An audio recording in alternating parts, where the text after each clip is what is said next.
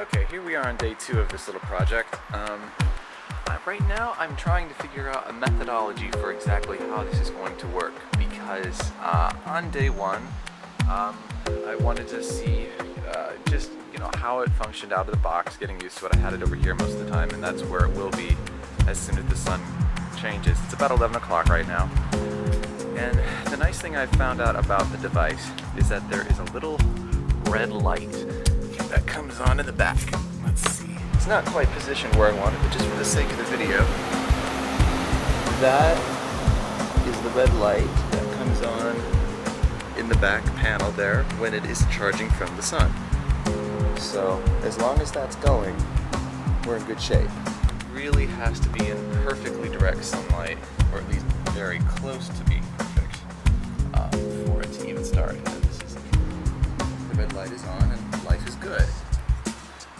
So, the issue with using this thing as an actual charger is going to be what position is it going to sit in that it will get a charge for the longest period of time in the time that I'm not at home. Because, until 12:30 I'm expecting to have to move it around quite a bit. However, I will preface this by saying that every time I've moved it, the red light has come back on, which is something that I wasn't really looking for yesterday because I didn't really realize that's how this thing worked. So, that is a great little help to know that it is charging when the light comes on and you know you've got it in the right spot. Right here, and it's got a good strong charge coming in there. The light's on. It is now just about 12 o'clock, so I've moved the panel. It is charging. I'm assuming that it charged pretty well where it was up on. This is just a little after 1:40-ish, probably 1:45, edging up on. So, I just set this up right here in the middle. See, there's nothing around, no weird ambient sunlight or anything. And that red dot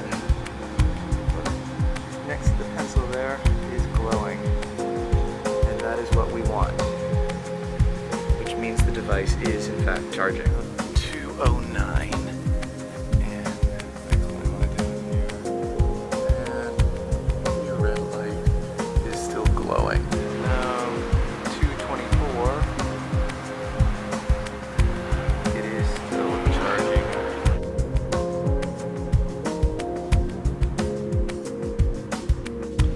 2:35 p.m. and it continues to charge. It's now 2:50 and the charge is still going. I can see it still blinking from over there. I'll get down in a few minutes to make sure that it is still charging. However, you can see now that the shadows are getting closer to it. 3 p.m.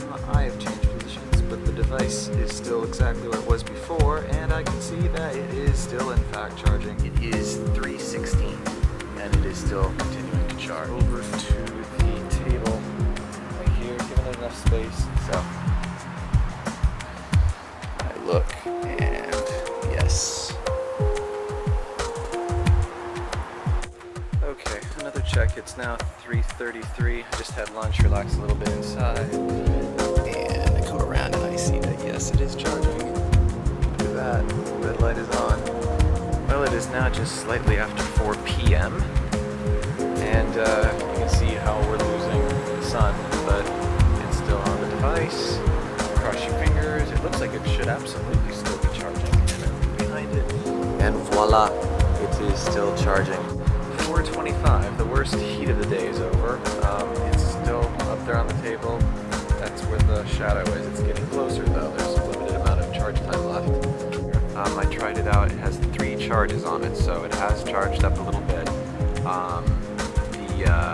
It does work. It's a little slow, but it works. The issue is getting the charge light now to come back on. It was just on. It's not coming on quite as easily, so I'm going to keep repositioning, and I'll eventually get it. Well, I moved it around and got the charge light to come back on. It took me about a minute. It's a little finicky to get the charge light on, but 1 minute out of the rest of the day of charging from, someone's got a little bit of time here. It's not that much lost, so we'll see how much this actually gets for a bit. Alright, 5 p.m. It's up on the table now. The whole table's in sunlight. The ground is completely dark. just moved it back a smidge. And the red light is on, thank goodness. I went down for a while and it was still fine when I came up. Okay, it is now 5:35. I came to the table, it had lost all sun. This was about 5 minutes ago. I moved it to up here. It's so light that it doesn't have to sit on the ground. So I tied it to this little pipe cleaner, doubled it around so that it's okay. It's not going to go anywhere. And I put it through a piece of twisty twine. And it's now hanging up here. And if I come around, you can see that the light is on and the device is charging. The sun is up there. It's going to go down over there in that roof before too long. But I will capture as much energy between now and then. Alright, well, 6 o'clock. It's still in sunlight. Let's see if it's actually charging. Look at that. It's charging. Wow. There's not much sun left. You can see we're right at the end. I flip it around, I press it, 1, 2, 3, you know, all day, and it's been no further than 3.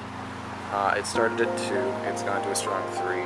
Hopefully it's on the edge of 4. I mean, this has to be a really strong 3 because it was out there in a, you know, very direct sunlight for 6 hours, and with very good maintenance on it too, as far as, you know, keeping it directly and making sure the light was on the entire time.